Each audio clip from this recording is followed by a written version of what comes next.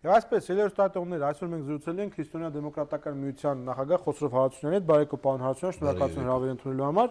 Պարոն Հարությունյան, տեսեք, մյուս մի կողմից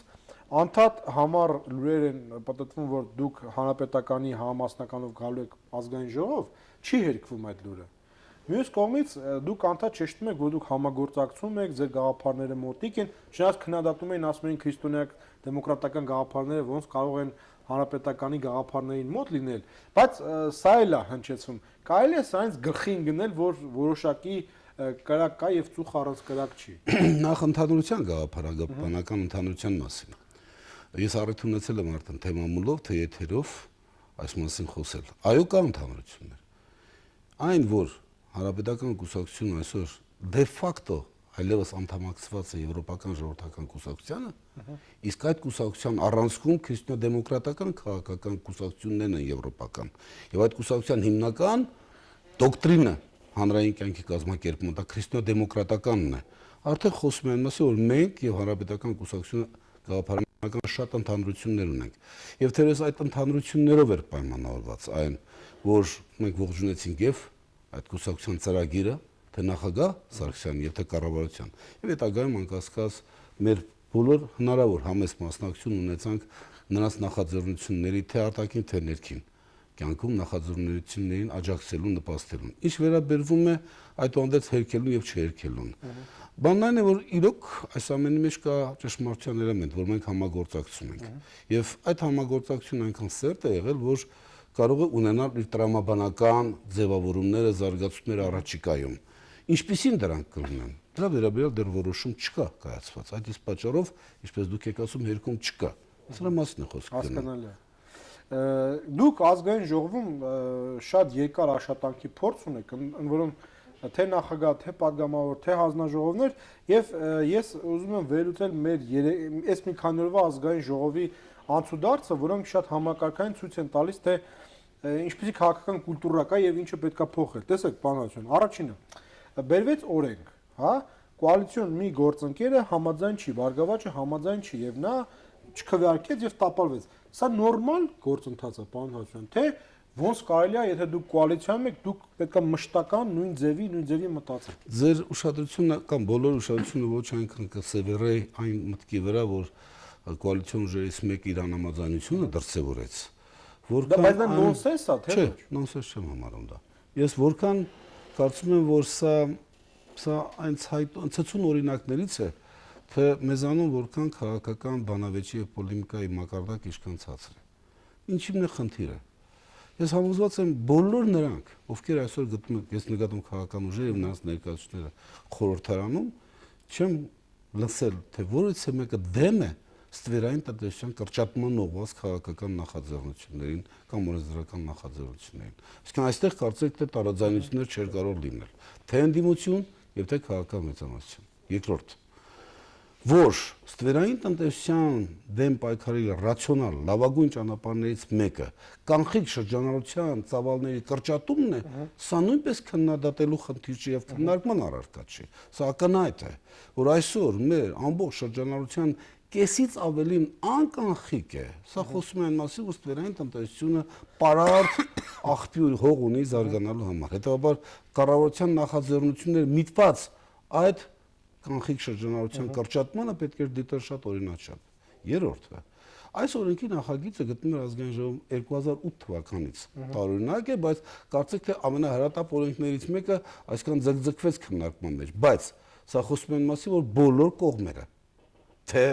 կողմ, թե թեր այս օրենքի վերաբերյալ արտահայտվելու մինչ ազգային ժողովի լիագումար նիստ արտահայտվելու քննարկելու այս դիրքորոշումն արտահայտելու հնարավորություն ունեցել, ես ընդհանրում եմ, որ հնարավորություն եղել է նաև հանձնաժողովում քննարկման ժամանակ։ Հետաբար խոսքը կարող էր գնալ արդյոք, այսինքն ինքը օրենքի եւ նշանակությունը եւ կարողությունը ոչ ոք կասկածի տակ չի վերցնում։ Կասկածի տակ էր վերցվում, որ միգուցե սա շատ կտրուկ է այս փուլում եւ միգուցե փուլ առ փուլ պետք էր գնալ։ Թեպետ օրենքը ընդհանրում է նաեւ որոշակի փուլորից։ Եվ ահա այստեղ կարծեք թե ամենահիմնականում տարաձայնություններ չունենալու պարագայում մենք սկսեցինք ստեղծել, կասեի, որ շատ անհասկանալի անտրամաբանական իրավիճակ։ Մասնավորապես, տեսեք, ես երեք լսում եմ պարոն Ղազարյան նաեւ ձեր հյուրին։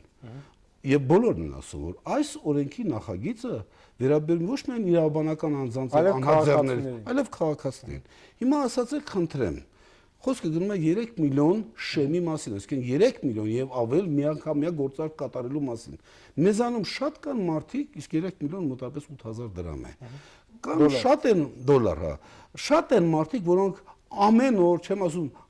կամ ամիսը կամ շաբաթը անընդհատ այդպիսի միանգամյա ծախսեր կա, դրանք շատ քիչ են։ Եթե դրանք նույնիսկ 20000 հոգի են, ինչպես այդ թիվը բերվում է, համաձայնենք, որ 2 միլիոն 800 000 բնակչության մեջ 20000-ը կաթիլ է։ Եւ նույնիսկ այդ 20000-ի շահերը պաշտպանելու համար թույլ տվեք ասել, ես օրինակ նման կտրուկ տարաձայնությունների կամ հակասությունների ոլորտ չի տեղափոխվի։ Ես կարծում եմ ավելի շատ տեղի ունեցել հետո ինչպես կարողաց հասկանալ։ Կոալիցիոն գործընկերները ոչ թե դեմ են թե ինչ-որ մեկը դեմ արտադրություն կոալիցիոն ուժերից մեկը, որ այդ դրա վերաբերյալ նախնական քննարկումներում չեն եղել համաձայնություն, այսինքն որևէ մեկի համար պարզ չի եղել, որ կարող է բոյկոտել Բարգավաճ Հայաստանը, կարող է բոյկոտել, որտեղ եթե նույնիսկ Բարգավաճը դեմ քվեարկել, կարող օրենքի նախագիծ անցնել, որքան ինձ կարողաց հասկանալ։ Ուրեմն այստեղ է խնդիրը, եւ նույնիսկ այստեղ կրկնում եմ, կարող էր ազգային ժողովի նախագահը օգտագործելով իրեն վերապահված լիազորությունները։ Իդեպ պետք է ասել, որ ազգային ժողովի նախագահը բացառիկ պատասխանատուն է հանրային ազգային ժողովի բնականon։ Դուք աղմուկի մյուս հարցը, ես հարցը ձևակերպեմ։ Դուք եղել եք նաև ազգային ժողովի նախագահ, չէ՞։ Այս բանավեճի մեջ, կոնֆլիկտի մեջ մենք տեսանք, որ ազգային ժողովի նախագահը որպես ինստիտուտ ոչ թե կողմերի միջև կամրջող, ոչ թե նա ազգային ժողովի նախագահը, որը բոլորի նախագահն է, այլ նա իրեն պայծ որպես շարքային հանրապետական, որը բռնեց իր թիմի կողմը, ձայն չտվեց հակառակ կողմին եւ սկսեց իր արգումենտներով, իր գնահատականներով նաեւ սուր քննադատել հակառակ կողմը։ Դա ճիշտ վարքագիծ է։ Ես օրինակ ձեռնպահ կմնայի նման վարքագծից։ Ինչու՞։ Ես կընտրեի այլ ճանապարհ։ Որտեղ կրկնում եմ ազգային ժողովի նախագահը պատասխանատու է ազգային ժողովի բնականon կեսագործունեությունն ապահովելու համար։ Բա թիմի շահերը պահելը։ Չէ, թիմի շահերը պահելու համար կա ֆրակցիայի նախագահ կամ համաձայն ազգային ժողովի ինչպես դուք նախագահը բոլորի նախագահն է։ Եվ տվյալ դեպքում նրա նպատակը պետք է լիներ պարոն Նիկոյանի ցանկացած գնով մեղմել այն տարաձայնությունները, այն հակասությունները, որոնք ձևավորվեցին։ Ես կարծում եմ, որ դրան այդ անելու համար բավական լուրջ արսենալ կա եւ կանոնակարգով նախատեսված եւ ազգային ժողովի նախագահին վերապահված, հա։ Ես կարծում եմ առաջիկայում այս տարաձայնությունները կմեղմվեն կանցնեն եւ ես հեռու եմ այն կարծիքից, որ մենք ձեզ հետ միասին ականատեսենք կոալիցիոն ուժերի միջև կոնֆլիկտին, ոչ։ Ես կարծում եմ մի հարցի վերաբերյալ կար տարաձայնություն, ցավոք սրտի կրկնում եմ այդ բանավիճելու, հա, սեփական արգումենտները ներկայացնելու, երբեմն դիմացինին չլսելու այդ մեր անբացատրելի շատ դեպքերում հատկությունը բերեց այսի իրավիճակի։ Ես կարծում եմ սա հարթվող խնդիր է։ Այսինքն մենք կան բանավիճի կուլտուրա ասածը մեր համար մի տեսակ երրորդական, չորրորդական խնդիր է, բայց իրականում եթե մենք բանավեճի կուլտուրա ունենայինք, խնդիրը լրիվ ձևի կլուծվի։ Պարոն Ղազարյան, դուք հավանաբար արդյոք ունեցել կամ հետևել իմ հարցազրույցներին կամ հոդվածներին, ես կարդացել եմ առավոտում ձեր հարցազրույցները երկու եւ պետք է ասեմ շատ բաներում մեր մոտեցումները համահունչ են։ Այո, ես էլ եմ գտնում, որ բանավեճի պոլեմիկայի քաղաքական բանավեճի կուլտուրան դա քաղաքական որոշումներ, արդյունավետ որոշումներ կայացնելու կարևորագույն բանալին է։ Ընդ որում բանավեճ ասելով անցյալ օրը լրատվական եթերից մեկում լրագրողներից մեկը ինձ փորձում էր ներկայացնել, որ ինչ որ մեկի հայրախոսություն, անհամաձայնություն դա նույնպես անհամաձայնվելու հետևաբար եւ տարաձայնությունների դրսեւորման ոչ հայրախոսությունը փողոցային լեզվով վեճը քաղաքական պոլեմիկայի որևէ առնչություն չունի եւ ընդ որում խորհրդարանը դրա տեղը չէ։ Հետևաբար բանավիճել նշանակում է նախ ունենալ ձիրք, շնորհք, ունակություն, գիտելիք, սեփական փաստարկները ներկայացնել եւ համոզիչ ներկայացնել, երկրորդ ունենալ նույն չափ համբերություն ուրիշի փաստարկներ լսել, որովհետեւ համաձայնեք, որ ուրիշի փաստարկները լսելով դուք կարող եք համեմատության մեջ դնել եւ մեկ անգամից անդրադառնալ սեփական դիրքորոշման արդարացիությանը։ Այսինքն լսելով դուք կարող եք բարձր դուք ճիշտ եք թե ոչ, համաձայնեք թե ոչ։ Այս ցավոք սրտի այսի մշակույթ մեզանում դեռ արմատավորված չէ եւ շատ դեպքերում իմ ձեր դեմ կամ ձեր կարծիքի դեմ արտահայտված կարծիքը մոտեցումը շատ դուք հաճախ ընդունում եք որպես անձնական վիրավորանք եւ այստեղից մնացած բոլոր հետևանքները դա ես կարծում եմ ուղղակի անընդունելի է։ Էլ չեմ ասում որ երբեմն դեմ արտահայտվելուց մենք օգտագործում ենք բառեր, որոնք որ ավելի շատ մոտ են պիտակավորելուն, որակելուն, անձին այդ առաջարկի հեղինակին, քան բուն առաջարկին։ Սրանք այս հարցում պետք է մենք լինենք ավելի զգուշ, ավելի ավելի շրջանակ։ Այդ մշակույթը կարանք ասենք դրեց 95-96 թվականներից, պարոն Հասան, երբ որ ընդդիմություն եկավ հարթակ ու կոտորել, փշրել, սատկացնել, ջարդելը դարձավ մոդա եւ դարձավ այ քաղաքական պոլեմիկայի, քաղաքական հասունության, համառության, ազնվության հոմանիշ։ Եթե դու հայում ես, դու համառ ես, ազնիվ ես, վստահ ես եւ ժողովրդասեր ես։ Գիտեք, իսկ քաղաքական բանավեճը միշտ դեմի չէ կոմպրոմիսի տարեր է պարունակում։ Կդժվարանամ, այսպես միանշանակ ասել, որ պահից սկսվեց դա։ Ես ավելի շատ դա կվերագրեի մի քիչ այլ բանի։ Մենք հայերս մի քիչ մաքսիմալիստ ենք, եթե ոչ բառացիորեն մաքսիմալիստ։ Մեկ, երկրորդը կա մի շատ པարզ իրողություն, որի հետ մենք չենք ուզում աշտունից տենք։ Ճշմարտությունը, Պետրոս բարեկամս, մեզնից դուրս է։ Ճիշտը մեկն է ու նա բարձրալի մոտ է։ Սա իրողությունն է։ Բոլորս էլ սխալական ենք։ Եթե մենք ելնենք այն ընկալումից, որ յուրաքանչյուրս էլ կարող ենք սխալ լինել, սա միայն այս հանգամանքի գիտակցելը կստիպի մեզ ինձ ձեզ մյուսին միմյանց լսել։ Այսինքն ես կարծիք կարտահայտեմ, բայց այն կներկայացնեմ, խուսափեմ ներկայացնել որպես ճշմարտության վերջին ատյանի չէ, դրսևորում, եւ եթե դա այդպես է, ապա ես պետք է ենթադրեմ, որ մեկ ուրիշի կարծիքն էլ արևիտակ տեղ կարող ունենալ։ Միայն այս գիտակցումը հնարավոր է, բայց պետք է դա գիտակցել, որովհետեւ մեզանում ստեղծվի մտքերի փոխանակում, նույնիսկ բանավեճ, հա, սա շատ էական է, բայց քանի դեռ մենք ենթադրում ենք, որ սա ճիշտը մեկն է, ես եմ, հետո մնացած այլ կարծիքները սխալ են եւ սխալը չի կարող արևիտակ տեղ ունենալ, այստեղից էլ խնդրեմ անհանդուրժողականություն։ Սա գալիս է ներկուսակցական դեմոկրատիայի խթիներին։ Եթե որևէ կուսակցությունում լինի բանավեճի, այսինքն հնարավոր է կուսակցությունում չլինի բանավեճի կուլտուրա, բայց այդ կուսակցության անդամները կարող են բանավիճել մեկ այլ կուսակցության հետ քաղաքակիրթ ձևով։ Գիտեք, ես քանի մոտեցանք կամ շոշափում եք հիմա մեր զրույցում ներկուսակցական ժողովրդավարության խնդիրները, ես թույլ տվեք ասել, որ այս թեմաներն անդրադարձել 2000-2001-2002 թվականի մի հոդվածաշարով, որտեղ խոսում է քաղաքական համակարգի բարեփոխումներ իրականացնելու անխուսափելիության մասին։ Ես հիմա համոզված եմ, մենք խոսում ենք բարեփոխումներ երկրորդ սերնդի բարեփոխումների մասին, այդ բարեփոխումների մի ամբողջ հատված վերաբերում է քաղաքական համակարգի արդիականացմանը եւ ժամանակի մարտահրավերներին նրան adekvat ուրեմն արձագանքելու կարողություններ սերմանելուն։ Հիմա այստեղից ամենակարևորը հանրային գիտակցության մեջ այլևս դաջվում է շատ կարևոր երկու կարևոր գաղափար։ Առաջինը ազգային ժողովը համաձայն մեր համանդության ունի բացառիկ պատասխանատու դերակատարում մեր իրականության մեջ եւ այդ դերակատարությունը արդյունավետ կատարելու համար ազգային ժողովը պետք է ունենա որակյալ կազմ քաղաքական գործիչներ։ Սա արդեն ակնհայտ է, բոլորն էլ գիտեն, որ այլևս այսպես չի կարելի։ Սա մեկ։ Երկրորդը այս ամենի մեջ դա դրականն է, որ սկսում է կարևորել կուսակցության դերը որպես ինստիտուտ, քաղաքական ինստիտուտ, կուսակցություն որպես այդպեսին, որը պատրաստ պետք է լինի, ունակ պետք է լինի ստանձնել հանրային կարևորագույն խնդիրների լուծման պատասխանատվությունը։ Համաձայն եք, որ մեզանում այսօր դեռևս կուսակցությունները քաղաքական գործիչների ձևավորման դարբնոց չեն դարձել ցավոք սրտի։ Այսօր մենք քիչ ենք տեսնում ներկուսակցական ֆրակցիոնիզմը, ներկուսակցական տարաձայնություններ ամենատարբեր հարցեր։ Ճիշտ հակառակը, մենք ունենք դեպքեր, երբ որևէ մեկը կուսակցության հիմնական առաջնորդի կամ հիմնական հատվածի գաղափարներին հակառակ ելույթ է ունեցել կամ հարթել դեմ նրան հեռացրել են կուսակցություն։ Սա ուղղակի անթույլատրելի է։ Համօրինակ, 3 օրինաց երկրից հեռացվեց հերթական падգամավորը։ Падգամավորի մեղքը նա էր, որ նա այդ օրենքի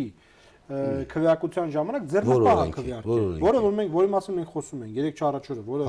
տեսեք, ես տեղակ չեմ, բայց օրինակ ես ունեմ ուրիշ օրինակներ։ Նույն ՀԺԿ-ում այդպիսի բան տեղ ունեցավ։ Կարծում Հմայակովյանը։ Այսինքն ինձ համար, օրինակ մեր կուսակցության մեջ կանոնադրությամբ կուսակցությունից դուրս հանել վտարելը անթույլատ բացառված։ Բայց դեք օրինակ եկին ասում այս մարդը չի պահում Ճիշտ չի։ կուսակցության գիծը։ Ճիշտ, գիտեք, կուսակցության ներսում պետք է լինի բազմազանություն, բազմակարծություն։ Չի կարող կուսակցության մեջ մի հատ կուսակցության ղեկավարությունը էլիտան, հա,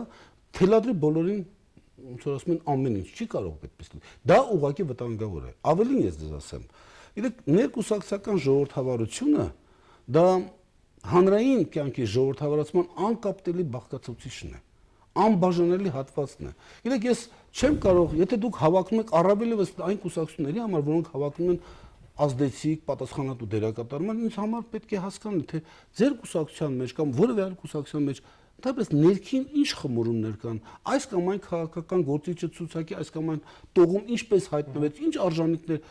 կուսակցական կյանքը, ներքին կյանքը, յուրաքանչյուր ոչ կուսակցականի համար պետք է լինի թափանցիկ եւ մեկնած ձեռքի հեռավորության վրա։ Մի բան ցավոք սրտի որ մենք չենք տեսնում։ Շատ հաճախ մենք լսում ենք, սա մեր ներքին խնդիրն է, խնդրում են դուք մի խառնում։ Բայց ինչպես բարեկամս, դուք ուզում եք գաք իշխանության, չէ՞, փորձում եք կամ իշխանություններ եւ ինչպես ես չիմանամ, թե ինչ է ձեր ներսում կատարվում։ Ավելին տեսեք, մենք մեր քաղաքական պատմությունը ունի բազում դեպքեր եւ նախընտրական փուլում կուսակցությունների համամասնական ցուցակ կազմելու պատճառով կուսակցությունները տրոհվել են, պառակտվել են։ Սա էլ մենք ունենք։ Հետաբար խոսքը գնում է նրա մասին, որ բուն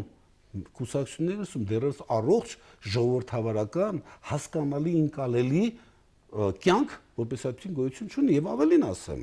մեր նույնիսկ օրենքը կուսակցությունների մասին դա չի ենթադրում։ Հասկանում եք, այստեղ ես կարծում եմ, որ մենք կարող ենք խոսալ որակյալ բառից, թող անցյալ օր ինչ որ մեկը մեղադրել է, թե ես այսօրվա գործող խորհրդարան պիտակալ ոչ մի դեպքում։ Ես այնքան մեծ հարգանք ունեմ ազգային ժողովի նկատմամբ որպես ինստիտուտ եւ այնտեղ ներկայացված որևէ մեկի նկատմամբ, որ իմ ոչ դաստիարակությունը, ոչ էլ իմ անցած ուղին թույլ չի տա որևէ մեկին պիտակավորել։ Բայց երբ որ մենք խոսում ենք ազգային ժողովին որակ եւ բովանդակություն հաղորդելու մասին, մենք դրանով փաստում ենք, որ հանրությունը ավելի սպասելիքներ ունի գո այսօրվա եւ երեկվա ազգային ժողովից էլ հասկանում եք, քան ինքը տեսնում է։ Անդադ ասում եմ, որ 90-ականների ազգային ժողովը ամենալավն է։ Դուք համաձայն եք այս թեզի։ Եվ արդյոք ահավոր չի, որ մենք 20 տարի այդ թեզը կրկնենք։ Կարող է Արադ 73-ն է։ Տեսեք, 90-95 թվականի Գերագույն խորհուրդը դա շատ առողջ երազանքների ես կասեի նույնիսկ քաղաքական ռոմանտիկայով տառապողների մի ամբողջ համախումբ էր։ Լավ էր, վատ էր, բայց դա էր իրականությունը։ Եվ ես գտնում եմ դա շատ առողջ էր։ Բայց ինձ համար, որպես քաղաքական process-ի գեներատոր, որպես քաղաքական process-ների զարգացման թաթերաբեմ տեղ կամ որպես այդպիսի կառույց, ինձ համար անկասկած 95-99 թվականի ազգային ժողովը առ այսօր մնում է չգերազանցված իր բոլոր թերություններով եւ հավատացնում ձեզ ոչ թե նրա համար որ ես այնտեղ եղել եմ եւ ոչ էլ նրա համար որ ես եղել եմ 1.5 տարի թե ինչքան այդ ազգային ժողովի նախագահ եթե փորձեք տեսնել թե ինչ քաղաքական ուժեր կային ովքեր էին ներկայացնում եւ ինչպիսի պայքար էր գնում ամենակարևորագույն խնդիրների հանրային կյանքում հնչեղությունից ու խնդիրների վերաբերյալ եւ ինչպիսի լուծումների էին գալիս կտեսնեք որ ամենաառողջ քաղաքական process տեղի ունեցել այդ անդրած 95-99 թվականներին։ Եվ ես պետք է ասեմ, որ դրա հիմնական գրավականը այդ անդրած կայանում էր նրանում, որ հանրային ազգային ժողովի գործունեության հիմքում գործունեության լոկոմոտիվները հիմնական կենսագրություն ունեցող քաղաքական գործիչներ էին։ Հասկանում եք, մենք պետք է բոլորս, հա բոլորս է վերաբերում, որ պետք է հասկանանք, որ մեզ համար ես նկատում Հայաստանի հատկապես ներքին կյանքի որակներ հաշվի առնելով կայացած քաղաքական գործիչ, այսինքն գործիչ, որ ունի կենսագրություն, հմտություն, որոշում կայացնելու ունակություն, պրոֆեսիոնալ որոշակի որակներ, այլևս արժեք է։ Նման քաղաքական գործիչի հետ կարելի է չհամաձայնվել, հասկանում եք, բայց նա որպես արժեք պետք է անպայման պահպանվի։ Նման մարդկանց առկայությունը խորհրդարանում անկասկած շատ օգտակար կլինի։ Հիմա այսօր այդպիսի կառույցներ, այսինքն խորհրդան ձևավորել հիմնական լծակները պատասխանատվությունը այդ անդես վերապահված է կուսակցություններին։ Համաձայն եք թե ոչ։ Եվ մեր խնդիրը պետք է լինի փորձել այնպես անել, որ իրենք կուսակցությունները լծվեն, լրացվեն, եթե կուզեք, հա, նման որակներ ունեցող քաղաքական նման որակներ ունեցող անհատներով։ Այսօր այդ անդես քաղաքական եւ քաղաքացիական լուրջ, այսպես ասած, ներքին պոտենցիալ ունեցող մարդկանց մի ստվար զանգված, եթե ոչ ասենք ճաշող մեծացած կուսակցություններում չի։ Հանրության շատ ու շատ լավագույն ուժերը կուսակցություններում չեն։ Մինչդեռ նրանց ներգրավելը քաղաքական process-ներ, նրանց ներգրավել ազգային ժողով շատ օգտակար կլիներ։ Հենց նույն քաղաքական process-ին բովանդակություն եւ որակ հաղորդելու տեսանկյունից։ Պարոն Հարությունյան, մենք միշտ ասում ենք, որ ազգային ժողովը երկրի գլխավոր քաղաքական ամբիոնն է, բայց ինչ թվում է, ստացվել է այնպես, որ գլխավոր քաղաքական ամբիոնը ավելի շատ դա կամ Բաղրամյանն է, կամ օպերան է, բայց ոչ երբեք ազգային ժողովը, համաձայն եք թե ոչ։ Գիտեք, ցավով պետք է արձանագրել, որ շատ դեպքերում քաղաքական ազգային ժողովին չի հաջողվում երբեմն լինել իրոք քաղաքական process-ների հենց շարժիչը եւ ազգային ժողովը երբեմն չի դառնում այն բանավեճի հարթակը, որտեղ լուծվում են կամ կարող են քննարկվել եւ լուծվել հանրության համար ամենահետաքրքրությունը ներկայացնող խնդիրն եւ այդ ժամանակ process-ը ավտոմատ դուրս է գալիս փողոց, հայտնում ազատության հրապարակում կամ մատենադարանի մոտ կամ որևէ մեկ այլ տեղ։ Ըստ իս սա խոսում են մասին, որ ազգային ժողովի քաղաքական որակները, կարողություններն, ունակությունները բավարար չեն հանրային խնդիրների լուծման համար, եթե այդպեսին կա, հասկանում եք։ Դրա համար ես ասում եմ, որ առաջիկա խորհրդարանական ընտրությունները իմ կարծիքով, գիտեք, իմ պատկերացմամբ հանրությունը մի շատ հետաքրքիր հանրային գիտակցության մեջ աստիճանաբար ձևավորվում են միտքը, որ ազգային ժողովը դա դակիչ չէ, ունի սահմանադրությամբ իրեն վերապահված բավականին լուրջ պատասխանատվություն, ազգային ժողովը այն կառույցն է, որը որ ձևավորում է ըստ էության կառավարություն, հասկանում եք, որտեղ ըստ սահմանադրությամբ դա ազգային ժողովի բացառիկ դերակատարում է այդտեղ, հետաբար ովքեր կլինեն ազգային ժողովում, ինչպիսի որակ ունեցող, դրանից շատ բան է կախված։ Եվ նույնիսկ ասեմ ձեզ այն վեճը, որ գնում այսօր համամասնական, մեծամասնական, որ ես կարծում եմ, այս նախընտրական փուլում դա արեստացին է, եւ առիթ կունենանք միգուցե դրա մասին կխոսենք, չգիտեմ, բայց նույնիսկ այդ պարագայում խնդիրը պետք է նախ եւ առաջ դրվի հետեւյալ կերպ. արդյոք նույնիսկ այսօրվա համամասնական մանդատների թվականակը որակյալ քաղաքական կառույցներ ձևավորումը պակաս չէ, արդյոք դա լիարժեք օգտագործվում է։ Այսօր տեսեք,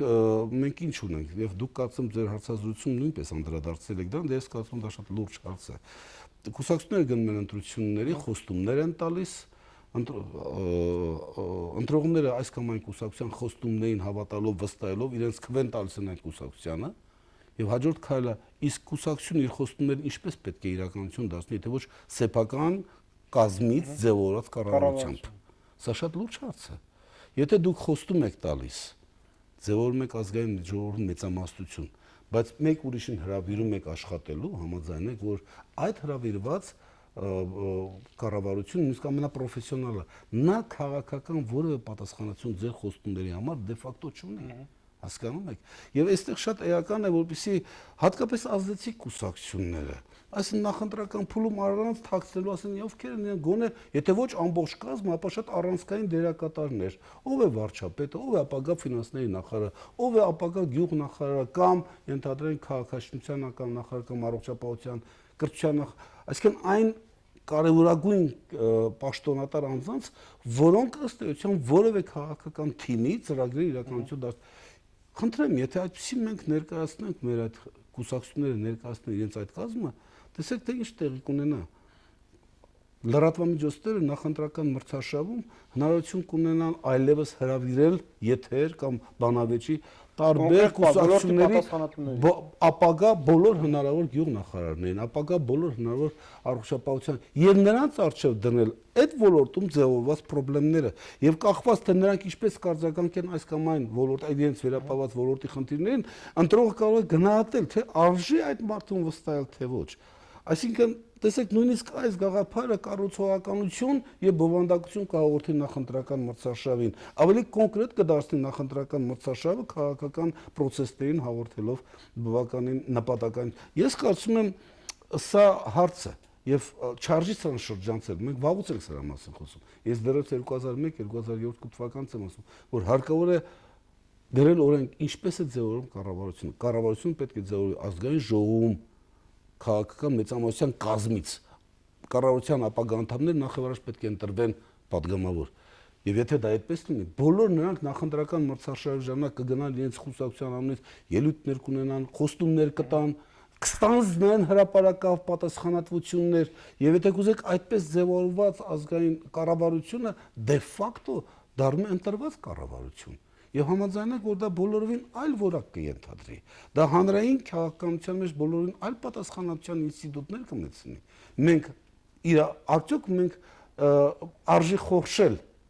նման հնարավորություն, ես կարծում եմ ոչ։ Եվ եթե պետք է խոսալ ապագա խորհրդարանի որակների մասին, ապա այդ որակը պայմանավորված չի 100% համամասնականով։ Եթե այդ կուսակցությունները իրենց մեջ այս պոտենցիալը չեն պարունակում, այդ 100% համամասնականը ոչ մի բան չի տալու։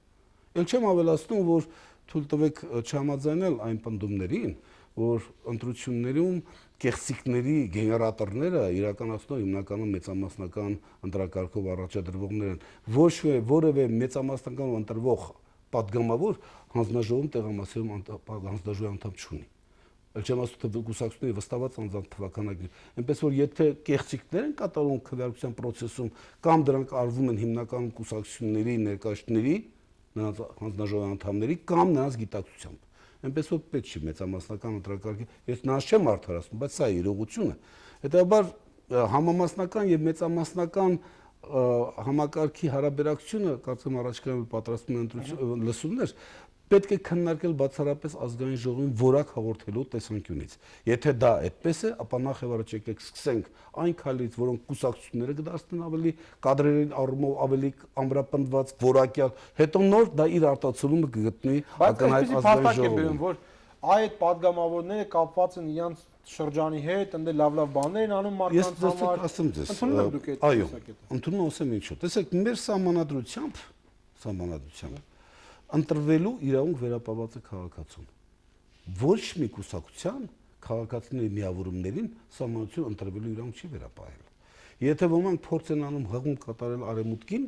ապա պետք է փաստենք, որ արևմուտքում ոչ թե կա ցուցակի ընտրություն, ինչպես մենք պատկերացնում ենք, այլ ընդհանրապես ցուցակը բաշխում է ըստ օկրուգների եւ յուրաքանչյուր ընտրող ձայն է տալիս այդ ցուցակի մեջ կոնկրետ անհատի։ Եվ արդյունքում անհատն է ընտրվում։ Այսինքն դուք կարող եք ձեր կուսակցություն ընտրի լիդեր, շատ պայմանական եմ ասում, բայց կուսակցության անհատների քվեարկության արդյունքում դուք նույնիսկ ավելի քիչ ձայնավակի կամ ձեր երկրորդ կամ երրորդ համարը։ Այսինքն արևմուտքը այդուհանդերձ անհատի ընտրվելու իրավունքը երբեք կասկածի տակ չի մտնում։ Եվ այդ տեսակետից մեծամասնականով մարդիկ են գալիս, որոնք ասենք 5 տարի եւ զգալի մասը դրանք մեծամասնականով են։ Ես համամիտ եմ ձեզ հետ, որ մեծամասնականով ընտրական հեղինակության եւ պոտենցիալի հիմնական ես չեմ կարող մերժել ձեր այդ պնդումը եւ ես ինքս էլ եմ ասել, որ մեծամասնական ընտրական համակարգը հաճախ դառնում է այն անհատների ազգային ժողով թափանցելու լավ հնարավորություն, որոնք քաղաքականության հետ ոչ մի ընդհանուր բան չունեն։ Բայց եթե դուք այդ անհատների այդ մղումն ուզում եք մարեցնել, ապա դրա ճանապարհ 100% համամասնական դարձնելը չի։ Որտեղ ենթադրենք մի պահ պատկերացրեք որոշեցինք 100% համամասնական, նրանց այդ ձգտումը չի կորելու։ Նրանք ուղղակի այդ ձգտումը իրացնելու են կուսակցությունների միջոցով։ Արդյունքում այն գումարները, որոնք կարող են նրանք օգտագործել իրենց ընտրական տարածքներում, դա գումարները գալու են կուսակցական գանձարաններ։ Այնպես որ քաղաքական որակը թե կուսակցության, եւ թե ապագա ազգային ժողովի 100% համամասնական դառնալով չի որոշվում, չի բարելավում։ Եվ փոխարենը, կներեք միտքս ավարտեմ, փոխարենը ուղղակիորեն հակասության մեջ է մտնում սահմանության մեջ։ Սահմանությունը շատ հստակ ասում է, ընտրվելու իրավունքը վերապահված է Հայաստանի Հանրապետության քաղաքացիներին։ Ամեն մի քաղաքացի։ Ընդդիմությունը նաեւ փաստակ ունի, նրանք ասում են, որ քանի որ մեր եկել դու գիտեք այնպեսի բարքեր կան, որ ամեն ինչ կուտակված է իշխանության ձեռքում, ապա այդ 41 տեղից 40-ը վերցնելու արդեն ապրիորի տրված է իշխանությանը եւ նա միշտ դատապարտված է մեծամասնություն լինես ընտրակարգով։ Գիտեք ինչ կա, մենք ունենք դեպքի, երբ որ մեծամասնական ընտրվել է ոչ իշխանական ավելի շատ բացառություններ են, համաձայնվում եք։ Թույլ տվեք ասել բացառությունները այնքանով որքանով որ ընդդիմությունը որպես կանոն այդ տեղամասերում ֆինանսական կարողություններ կամ ռեսուրսներ այդ չափ չի տեղադրում, չի տրամադրում։ Բայց ես կրկնում եմ, իմ ասածից իմաստը ոչ թե ցանկացած գնով արդարացնել մեծամասնական ընտրական համակարգը, թեպետ կրկնում եմ, սահմանություն դա է ընդհանրում։ Բայց եթե մենք գնում ենք համամասնական, եկեք նախ եւ առաջ քայլեր անենք կուսակցությունների որակը, կազմը բարելավենք, հետո նոր նրանք վստահենք 100%-անոց համամասնական ընտրական համակարգի անցնելու հարցը։ Ընդ որում հաշվի առնելով, որ այդ համակարգը ոչ թե պետք է յուրաքանչյուր գնա ուղղակի կուսակցության մեկ ձայնտակ կուսակցություն, այլ պետք է քվեարկությունը կազմակերպվի, ինչպես արևմտյան մոդելն է։ Այսինքն մեծամասնական համամասնական սկզբունքով ըստ ցուցակը պետք է բաշխվի ըստ օկրուգների եւ քաղաքացիները պետք է քվեարկեն այդ ցուցակի կոմպլետ անձին։ Այդ դեպքում ամեն ինչը գտեղ կընկնի։ Պարոն Հաշյան, բայց այս ընտրությունների գլխավոր դերակատարը ոչ թե կուսակցությունն է, այլև այլ քաղաքացին է։ Եվ շատերը այսօր պնդում են, որ քաղաքացին ուղղակի ակնկալիքներ չունի այս ապագա ընտրություններից, մոտիվացիա չունի։ Գիտեք, ես կարծում եմ նրանք, ովքեր որ քիչ թե շատ ուշադիր հետևում են մեր զարգացումներին, կարող են համաձայնել ինձ հետ, որ երբևէ մենք, այսպես ասենք, հա, այսպես ճեղքում իրականացնելու պատմական պատեհության առջև այդպես կանգնած չենք եղել քան հիմա։ Բայց ամեն ընտրությունից առաջ դա չեն ասում, պարոն Հաշյան։ Ասվում է, բայց հիմա եկեք իրատեսնում ենք։ Ասեմ դες, այսօր Հայաստանը եվրոպական ինտեգրացման ճանապարհին լուրջ հաջողություններ ձեռք բերելու ռեալ շանսեր ունի։ Այսօր Եվրոմիություն, Հայաստան, ոչ միայն Հայաստան, բայց այդ թվում է Հայաստան, գնում է բանակցություններ ընդཐུպ միջև ասոցիացված անդամի համաձայնագիր։ Սա ինչ է, սա նշանակում է որակապես նոր հնարավորություններ յուրաքանչյուր քաղաքացու համար, ոչ թե իշխանության համար, այլ յուրաքանչյուր քաղաքացու համար։ Սա շատ էական է։ Ըստ էության հեշտացված վիզայի ռեժիմ, ըստ էության եվրոպական տնտեսական համակարգերի հետ համագործակցելու ավելի պարզեցված հնարավորություններ։ Այս ամենը ռեալ է եւ շոշափելի ամենակարճաժամկետ ապագայում։ Բայց այս ամենը ունի մեկ նախապայման՝ ընտրություններ։ Կարծում այդ տեսակետից մնաց եւ հետեւական շարժման համար առաջիկա ընտրությունն անկյունակարային նշանակություն։ Կրկնում սա ոչ միայն իշխանության եւ ոչ միայն ընդդիմության, ոչ միայն հիմնական քաղաքական խաղացողների, այլ ցանկացած քաղաքացու խնդիր է։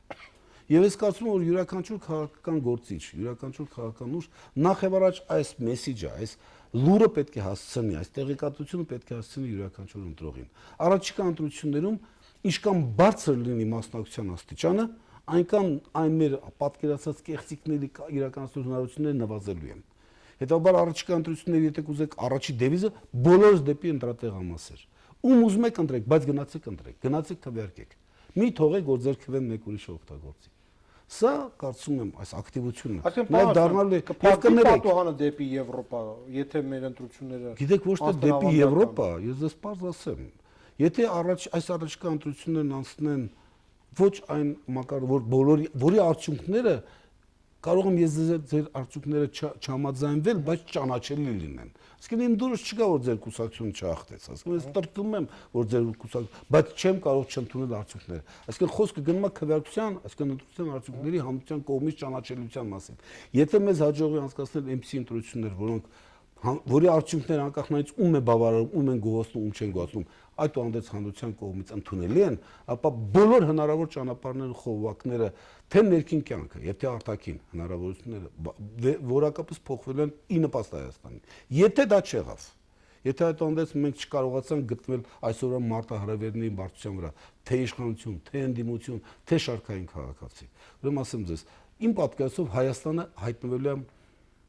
մկան թակարդում Միշելովկա, այսինքն փակ մի բան։ Եվ նրա ապագայի մասին կներեք ես կդժվարանամ որևէ մի բան ասել։ Պարոն Հաշյան, բայց երբ որ դուք լսում եք, վայ հիմնական խաղացողները ամեն գնով պետք է հաղթանակ տան, այլ ամեն գնովը ձեզ չի ասում, որ չի կարող լինի լավ։ Նախ ոչ ոք չի ասում ամեն գնով, այդ թվում է հիմնական խաղացողներից մեկն էլ Բարգավաճ Հայաստան կուսակցությունն է։ Ես չեմ լսել Բարգավաճ Հայաստան կուսակցության ղեկավարների կամ նրա ակտիվիստների շուրթերից մենք ցանկացած գնով պետք է հաղթանք։ Ես իդուսեմ խաղի տրամաբանությունը։ Գիտեք, չէ, ամեն մեկը փորձում է իր ռեսուրսները առավելագույնս օգտագործել, դա բնական է։ Բայց ցանկացած գնով հաղթելու մասին ես առաջ անգամ ձեզնից լսեցի։ Գոնե հիմա այս փուլում։ Երկրորդ, ես ձեզ կարող եմ մի ուրիշ մտավախության մասին խոսել, փաստել։ Ես մի քիչ մտավախություն ունեմ։ Այդ տեսանկյունից առաջիկա ընտրությունների արդյունքների հանրության կողմից ճանաչելի դարձնելու տեսանկյունից ինձ ավելի շատ մտավախություն է իմ մոտ, ինձանում ավելի շատ մտավախություն է առաջացնում այն, որ շատ շատերը ցոքս հիմնական ընդդիմության ուժերը արդեն հայտարարում այդ ընտրությունները կեղծված են լինելու։ Սա վտանգավոր է։ Սա ակնհայտորեն պրովոկացիա է։ Ես այդպես եմ հասկանում։ Հասկանում ինչպես կարելի ասել այդ ընտրությունները կանխավ պետք է խախտվող կեղծիքներով լինեն կամ արդյունքները պետք է կեղծված լինեն, երբ որ դուք ընտրական գործընթացը չի սկսվել, սա մեկ։ Երբ որ ըստ էության այսօր մենք ունենք ավելի որակյալ ընտրական օրենսգիրք, ավելի որակյալ ընտրական օրենսգիրք, քան երբևէ մենք ունեցել ենք։ Օրենսգիրք, որը հնարավորություն է տալիս նախ եւ առաջ ընդդիմությանը, բուն քվեարկությունների process-ում ունենալ շատ պատասխանատու մասնակցություն եւ դերակատարում։ Ես կարող եմ այս թեման ավելի զարգացնել, բայց կներեք թույլ տվեք ասել, որ այսպիսի պնդումները հիմա ինձ մոտ մտահոգություն առաջացնում, որ կարող պատահի նույնիսկ ոմանք այսօրվա դրությամբ այնքան էական չի, թե ինչ կլինի Հայաստանի հետ, միայն իշխանությունները վարկաբեկված լինեն։ Կներեք, երբեմն նկատում եմ ես նման երանգներ, եւ սա ինձ լուրջ մտահոգում է։ Սա ամենա ոչ ազգանպաստ դիրքորոշումը կլիներ։ Կարելի է չսիրել իշխանություններին, բայց իշխանությունները այդ անդեզ ընտրությունների արդյունքների պատասխանատվությունը կրում են։ Ուզում ենք մենք, ուզում ենք չէ, դա այդպես է։ Այդպես ասեց նաև այդ մասին դեռ բոլորը վերջերս փաստեց նաև հանրապետության նախագահը։ Բայց եկեք մեր համահայկական, հայաստանյան վաղվա օրվա խնդիրները ավելի կարևոր են, քան մեր սեփական քաղաքական հետաքրքրություններն ու հաջողությունները։ Շնորհակալություն, պարոն Հարությունյան։ Տեսնենք, այս փուլում գոնե գիտակցության այդ մակարդակ եղել է, թե չէ։ Փորձենք, ես չգիտեմ։ Սերժտատողներ, հիշում եք, դուք մենք անցած ընտրություններից առաջ էինք խոսում, որ ինչ process-ներ են գնում եւ մարտի 1-ը ոնց որ թե շատ դանդաղ եւ շատ տեսանելի հասունանում է, բայց մտավախություն ենք ակնում այդ առումով։ Սերժտատողներ, մենք կհանդիպենք վաղ տեսություն։ Հաղորդման